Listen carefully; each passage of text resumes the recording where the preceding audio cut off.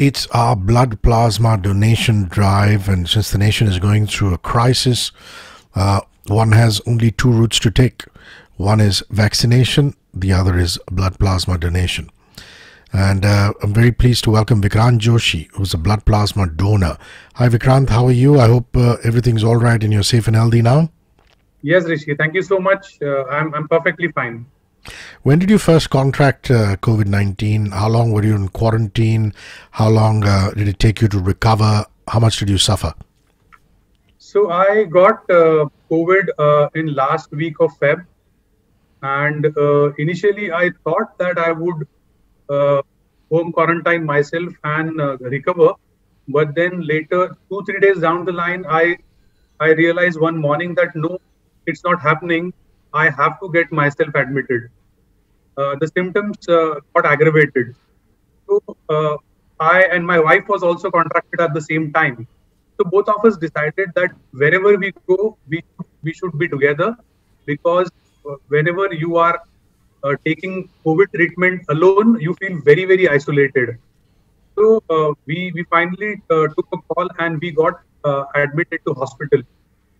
About a week with proper treatment, we were sent back home. We were discharged, and another week's time we were asked to be home quarantine and take the remaining medicines, and then we were fine. We were cured.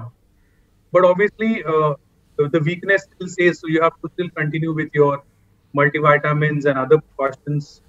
So yes, I think you can't take things for granted just because you had, and then you can't contract again. So I think that was it. Subsequently, have your wife and you got vaccinated, or have you got vaccinated? We haven't got vaccinated as yet because there were other family members also in the family who got contracted. So we were waiting for that to get over, and as soon as we get the dates, we will proceed with vaccination. Well, now that you have the antibodies in you, the logical thing would be to be a plasma donor. When did the idea first come about? Did a friend or relative tell you about it? Did you find out through social media, through the newspapers? How did that happen? So I have been reading a lot about plasma donation and how we can possibly contribute to the current health crisis, because we, in the second wave especially, we have witnessed a lot of our close-knit circle getting infected, unlike the first one where we heard of some others getting infected. But this time it was our friends, our family members, our colleagues really getting infected, and that too the whole of family getting infected, unlike a one or two person.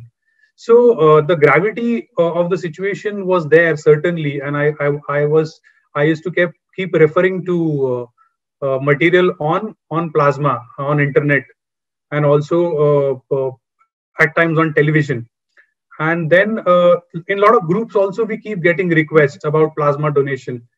And then it so struck that a request came by whether you have a particular group to be donated and whether you would be willing. And I and my wife volunteered. So we went, and of course she cannot donate because married women do not donate plasma. But yes, men certainly can do, who have been recently cured through COVID. So I took that call. I went there. They first tested my blood to check the antibody level. That was the first level, and the second, then they called me that yes, it is suitable to be donated to a COVID patient. And then I actually went on to give the requisite quantity the following day after having breakfast. So yes, and I'm happy that it was put to use. So essentially you made two trips to the hospital. The first was a blood test yourself to check out on the antibody level, and the next day post clearance you went and you were able to be a plasma donor. So yes. Two trips, and was it all smooth? Which hospital did you go to, please? We have a blood bank closer to our house, about 2 to 3 kilometers back. So I just drove down, and I went and did this. Earlier night, I gave the sample for testing the antibody level.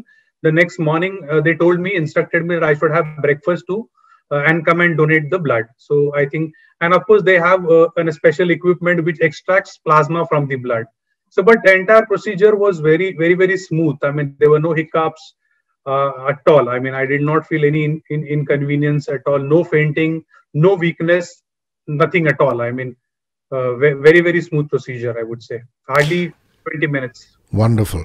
So, did the blood bank or all the literature that you read tell you that you need to keep a gap between you getting fully all right or having healed from the COVID-19 virus and the infection? And what kind of a gap is that before you're ready to give a plasma donation? So yes, I was briefed about the entire procedure, about what is the I mean, there were no cons per se. There were mainly the pros, because it's going to benefit someone who is in need, and I had it. So I had to make no extra efforts to kind of get those antibodies in me. And I was told that once I donate plasma to the first patient, there has to be a gap of another 14 days to do a second donation, which I checked voluntarily, because I wanted to tell them that if you need it again, you can call me. And they said 2 weeks down the line, you're fit to give plasma again. So let me get this straight. You get all right, you give a 2 weeks gap and you can donate once. Then again, give a 2 week gap, 14 days, and you can donate again. Is that clear? Yeah? That's right. Wonderful. That's right. Wonderful. I'm really pleased to have talked to you. I'm really happy that you volunteered, went to a blood bank, and that's what the nation needs to do right now. There's so many WhatsApp groups, so many people on social media and otherwise trying to reach out. What is your message to anybody who's listening or watching, Vikrant Joshi? I think I would. This entire experience was very satisfying, to say so, because I've been keeping track of the patient who has got my plasma, and I have been checking on him, and he's doing fine. So that's some really good respite and good news for me and his family too. So if one could make a difference to others' family, I think there's no other happiness better than this, I would say. And I would sincerely urge all those who have recovered from COVID to just come forward and go and check with your relatives, friends, or walk into a blood bank simply. If there are no leads, just go to a blood bank and say, I want to give plasma, because that could be put to right use. Tell them, if you could request them, that if they tell you about where the plasma is put to use, nothing like it, because you would know that the results are really working. So I think I would urge everyone out there to just come forward, donate their plasma.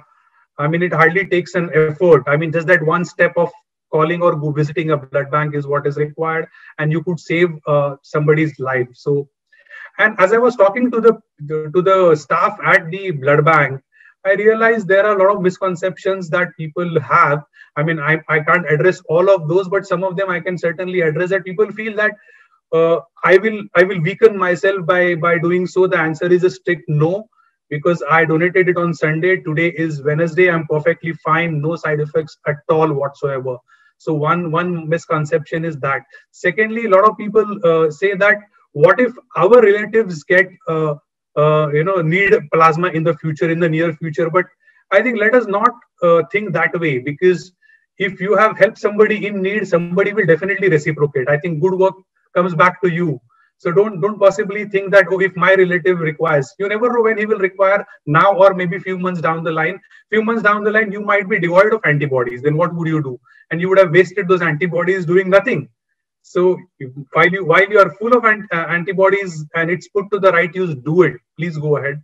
And we are in need, and this is what we could do to just mitigate the healthcare crisis that we are going through. I mean, playing our bit in this scenario. Vikrant Joshi, thank you very much for volunteering your time and giving us these valuable lessons. And I hope everybody has been listening very closely to your words. Have a good day. I wish safety and good health to you and your entire family. Bye-bye. Thank you so much. Take care. Have a good day.